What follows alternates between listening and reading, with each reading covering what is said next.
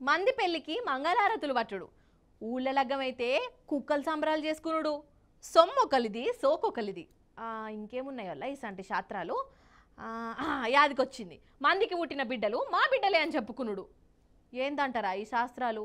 మన రేవంత్ సారు వారి ప్రభుత్వం చూయిస్తున్న లలిత కళలను కండ్లారా చూసి తరిస్తున్న తెలంగాణ జనాలే ఈ శాస్త్రాలు చెప్పుకుంటాన్రు. ముచ్చటేందో సుత్తి లేకుండా సీదా చెప్పుకుందాం రార్రి. ఫస్ట్ అయితే గీ సీన్ చూడుర్రి. జనవరి 31 తారీఖు నాడు కొత్తగా కొలువు పట్టిన నర్సింగ్ ఆఫీసర్లకు ఎల్బీ స్టేడియంలా అపాయింట్మెంట్ లెటర్ ఇచ్చిండు ముఖ్యమంత్రి రేవంత్ సార్ వారు.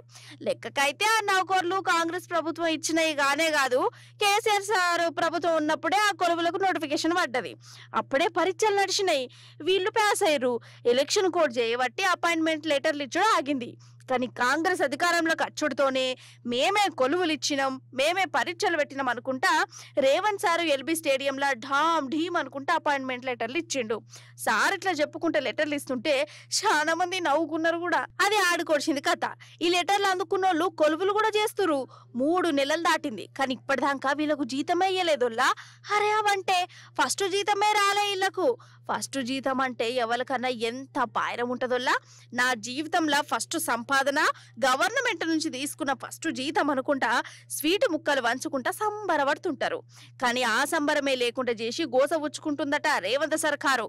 ఎంత ఘోరం ఇది! గింతద్మానమా అంటే మంది పెళ్లికి రేవంత్ సార్ పోయి మంగళారతులు పట్టిండని అందరు అంటున్నారు కదా. ఇక గిట్లా అంటుంటే సారు వారు కోపానికి వచ్చిండేమో. కేసీఆర్ సార్ ఇచ్చిన కొలువులకు నేనెందుకు జీతం ఇయ్యాలే, షాకిరి చేయించుకుంటా గాని అని అనుకుంటుండు కావచ్చు. అందుకే వీళ్ళకు 3 నెలల సంది ₹1 కూడా ఇస్తలేడు అని నర్సింగ్ ఆఫీసర్లే అంటుర్రోల్లా. కాదోల్లా, పని చేయించుకొని జీతాలు ఇవ్వకపోవడేందోల్లా, వాళ్ళతోని కష్టం చేయించుకొని గిట్లా తప్పించుకునుడు ఇదేం తరీకా, ఇదేం నియతి అని రేవంత్ సార్ మీద గరం అవుతుర్రు.